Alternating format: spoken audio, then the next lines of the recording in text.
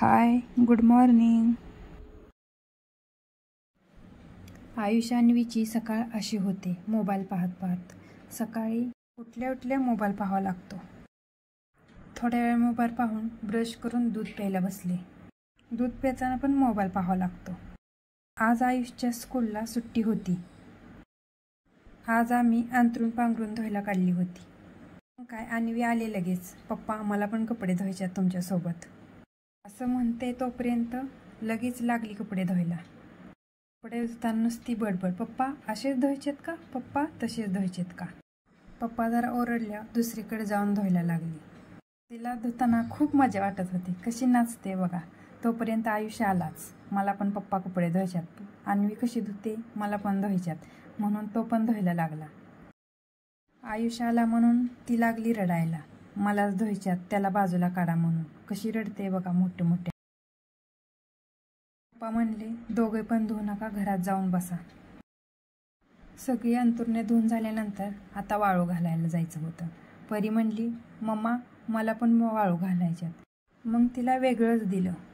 डोक्यावर घेतलं पण खूप जड लागलं. नको म्हटली मम्मा, मला खूप जड आहे. ती खूप प्रयत्न करत होती पण जमलंच काय नाही.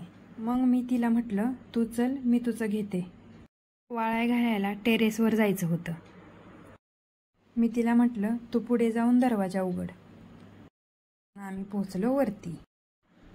बाहेर ऊन असल्यामुळे तिने डोळे बंद करून घेतले. टेरेसवर गेल्यानंतर तिला या ठिकाणी जावंच लागतं, कारण याच्यावर उभा राहून तिला खाली पाहायचं असतं. तिथे जाऊ नको, इकडे ये असं म्हटल्यावर ती लगेच इकडे आली. इकडे मी कपडे वाळू घालत होते म्हटल्यावर ती पण म्हटली मला पण कपडे वाळू घालायच्यात. लागली कपडे वाळू घालायला. तिला जमत नव्हतं तरी पण जमवलं तिने कसं तरी. वाळू घालून झाल्यानंतर खाली जायचं होतं. तिने एवढं काय व्यवस्थित टाकलं नव्हतं. नंतर मी घेतलं आणि मी तिला वाळायला टाकलं व्यवस्थित आणि आम्ही खाली चाललो. खाली जाताना पण म्हटली मी घेणार, हा तू घे माझं मी घेते तुझं, असं म्हणून घेतलं तिने माझं आणि चालायला लागले. दरवाजापर्यंत तिने घेतलं आणि नंतर माझ्याकडे दिलं आणि तिचं घेऊन चालायला लागले. खाली येऊन आंघोळ पण करायची होती तिला. आयुषला आणि तिला आंघोळ घातली आणि आंघोळ झाल्यानंतर कपडे घालून तयार झाले. कपडे घालून झाल्यानंतर त्यांना पावडर तेल वगैरे लावून तयार केलं. अन्वीची तेल पावडर भांग करताना सुद्धा मस्ती चालू होती. तेल लावायला ये म्हटलं की म्हणायचे अगोदर दादाला लाव आणि नंतर मला कर, म्हणून अगोदर आयुषला लावले आणि नंतर मग तिला लावायचं होतं. तेल लावल्यानंतर केस विंचरले. केस विंचरताना मम्मा माझा कडक भांग कर. कडक कसा असतो तिलाच माहिती. दादासारखा कडक कर. त्याच्यानंतर आयुषचे पण केस विंचरून घेतले.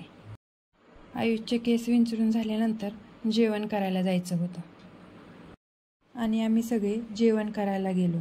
जेवण करताना पण दोघांना पण मोबाईल पाहावा लागतो आणि माझ्याकडून मोबाईल घेऊन दादू तिच्या दादाजवळ जाऊन बसले.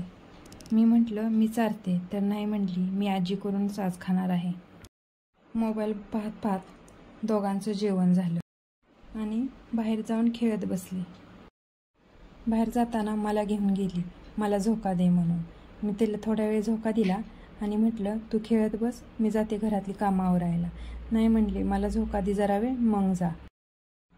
जरा वेळ झोका देऊन झाल्यानंतर मी आतमध्ये गेले आणि ती खेळत बसली. ती झोका खेळत होती तेवढ्यात तिचे पप्पा आले. पप्पा तुम्ही कुठे चाललाय, मला पण तुमच्यासोबत यायचंय असं म्हणत ती गाडीवर जाऊन बसली.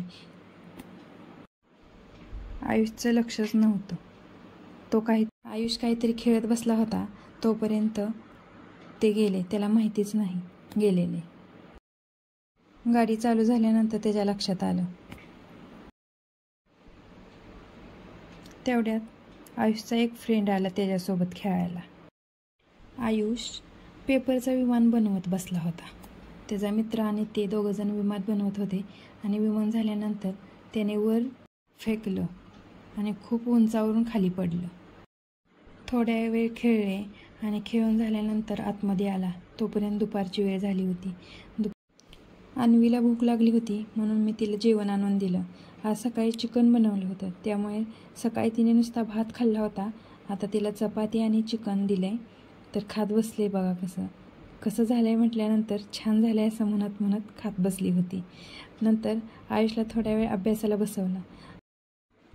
थोड्या वेळ अभ्यास केला त्यानं आणि तो पण जेवण केलं आणि झोपला.